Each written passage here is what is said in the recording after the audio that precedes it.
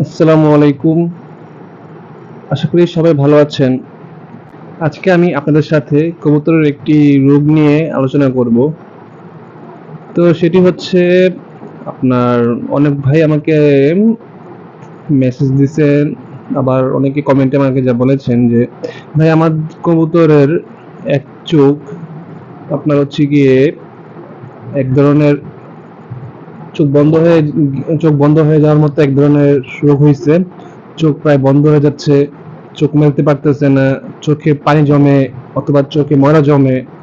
হ্যাঁ, চোখে এই সমস্যা তৈরি হচ্ছে। এখন এই সমস্যা থেকে বের হওয়ার উপায় কি?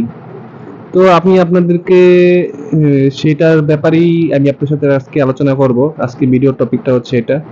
আপনারা ভিডিওটা প্রথম থেকে শেষ পর্যন্ত দেখবেন। পুরোপুরি ভিডিওটা না দেখলে আপনারা হয়তোবা বুঝতে পারবেন না। আপনার প্রথম থেকে শেষ পর্যন্ত দেখার জন্য অনুরোধ রইল। তো চলুন শুরু করা যাক। কবুতরের এই রোগটাকে মূলত আপনার হচ্ছে গিয়ে শৈত্যরোগ বলা হয়। ব্যাকটেরিয়া দ্বারা সৃষ্ট সংক্রামক রোগ, তবে মাঝে মাঝে এই রোগ ভাইরাস দ্বারাও সংক্রমিত হতে পারে। চোখ, কান ও গলার যোগাযোগ আছে, তাই একটা আক্রান্ত হলে অপরটি এমনিতেই আক্রান্ত হতে দেখা যায়। কবুতরের ঠান্ডা বা কানে পানি যাওয়ার ফলে এ ধরনের সংক্রমণ ঘটতে পারে। অন্য কবুতরের আক্রমণে যদি চোখ বা কানে বেশি আঘাত লাগে তাহলে সংক্রমণ ঘটতে পারে। এছাড়া পক্স বা ফোড়ার কারণে অথবা প্রচণ্ড ভিটামিন ও মিনারেলস এর অভাব, বিশেষ করে এ, সি, ডি, ই, জিঙ্ক এ রোগের প্রধান কারণ। অনেক সময় কবুতরের গায়ের মাইট বা পোকা কানে প্রবেশ করে কামড়িয়ে ক্ষত তৈরি করে থাকে। এর ফলে কানে ও চোখে সংক্রমণ ঘটে। যেভাবে ছড়ায় এই রোগটা মূলত সেটা হচ্ছে পিজন চালমেরিয়া। এর একক ও প্রধান কারণ হলো বহিরাগত কবুতর। বাইরের কবুতর যদি আসে, বহিরাগত কবুতরের মাধ্যমে এই রোগ ছড়াতে পারে। ফ্লাইং করার সময় অন্য কবুতরের সংস্পর্শে আসার মাধ্যমে, সংক্রমিত কবুতরের ড্রপিং, লালা, মেটিং ইত্যাদির মাধ্যমে সুস্থ কবুতরে ছড়িয়ে পড়ে। সংক্রমিত কবুতরের ব্যবহার্য পানি পাত্র থেকে সুস্থ কবুতরের পানি পান করার মাধ্যমে হতে পারে। সংক্রমিত কবুতরের ডিম বাচ্চার মাধ্যমে শরীরে যেতে পারে।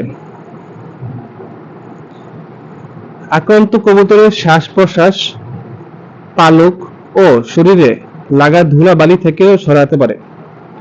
তো এই রোগ হলে আমাদের যে লক্ষণটা দেখা যাবে, লক্ষণটা কি হতে পারে?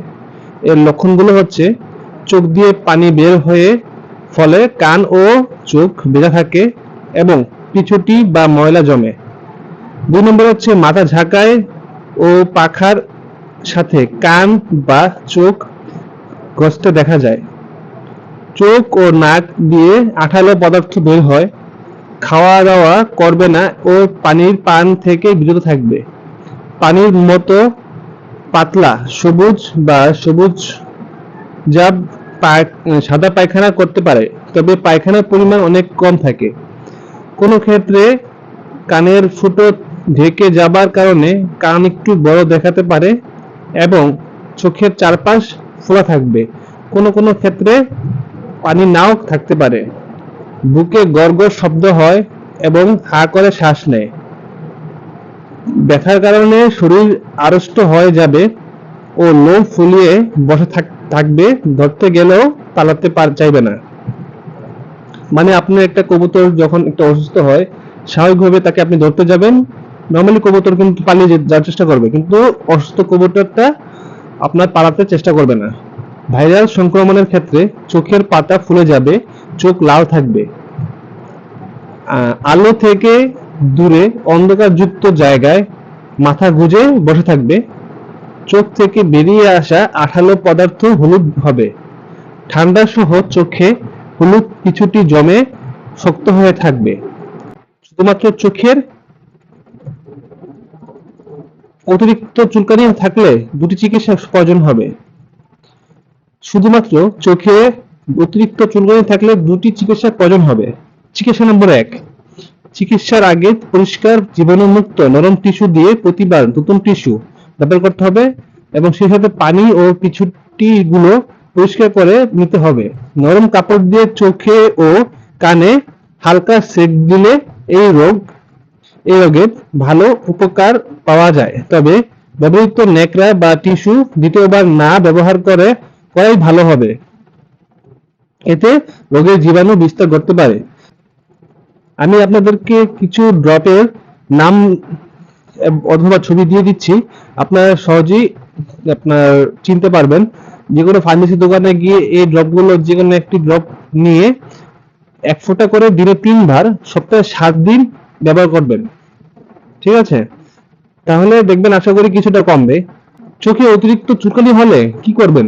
চোখে যদি অতিরিক্ত চুলকানি হয়, ব্যাকটেরিয়াল এবং ভাইরাল উভয় ক্ষেত্রেই অতিরিক্ত চুলকানি থাকলে জেল বা ড্রপের সাথে নিচের যে কোনো একটি সিরাপ 1 মিলি 1 লিটার পানিতে মিশিয়ে দিনে 1 বার, সংক্রমণ বেশি হলে 2 বার টানা 5 থেকে 7 দিন খাইয়ে দিবেন। ট্যাবলেট ব্যবহার করলে একটি ট্যাবলেট 500 থেকে 600 মিলি পানিতে গুলিয়ে সিরিঞ্জ সাহায্যে 10 মিলি পরিমাণ দিনে 2 বার 3 থেকে 5 দিন খাইয়ে দিবেন। তো আমি আপনাদেরকে কিছু আপনার গিয়ে ওষুধের নামগুলো দিয়ে দিচ্ছি আপনার ডিসপ্লেতে, আপনারা দেখে এখান থেকে যে কোনো একটি ওষুধ আপনারা খাওয়াতে পারেন। আচ্ছা, এখন এই রোগ যদি হয়, এই রোগ যেন আর না হয়, সেক্ষেত্রে আমরা প্রতিরোধ করব কিভাবে? সেজন্য আমাদেরকে অবশ্যই চড়ুই পাখির প্রবেশ বন্ধ করতে হবে। চড়ুই পাখি যেন না আসে, বিশেষ করে চড়ুই পাখি, বাইরের যে কোনো পাখি, যে কোনো কবুতর অথবা অন্য কোনো যে কোনো পাখি যেন না আসে, সেদিকে খেয়াল করতে রাখতে হবে। কারণ এইসবের ক্ষেত্রে কবুতর বা অন্য যে কোনো পাখি এরকম অনেক ধরনের রোগ বহন করতে পারে। তাই আমাদেরকে অবশ্যই আমাদের খামারের প্রতি সচেতন থাকতে হবে, যেন বহিরাগত কোনো ধরনের পাখি বা কোনো ধরনের কীটপতঙ্গ যেন ফার্মে প্রবেশ করতে না পারে। সো আজকে ভিডিও এই পর্যন্তই। আশা করি আমি আপনাদেরকে বোঝাতে সক্ষম হয়েছি কবুতরের কী এই রোগের এই রোগ কীভাবে হয় এবং এই রোগ থেকে কীভাবে ছড়ায়, এর লক্ষণ কী, এর চিকিৎসা কী এবং এখান থেকে প্রতিরোধের উপায় কী, সব কিছু আমি আপনাদের হয়তো বোঝাতে চেষ্টা করেছি। তো যদি আমার ভিডিও ভালো লাগে থাকে তাহলে আপনারা অবশ্যই লাইক করবেন, চ্যানেলকে সাবস্ক্রাইব করে পাশে থাকবেন এবং পাশে থাকা বেল আইকন বাজিয়ে দিবেন, যেন কোনো ভিডিও ছাড়ার পর সাথে সাথে যেন সবার আগে আপনি এই ভিডিও পেয়ে যান। তো আজকের ভিডিও এই পর্যন্তই। ভালো থাকুন, সুস্থ থাকুন, দোয়া করবেন যেন সবাই ভালো থাকে, সুস্থ থাকে। আল্লাহ হাফেজ।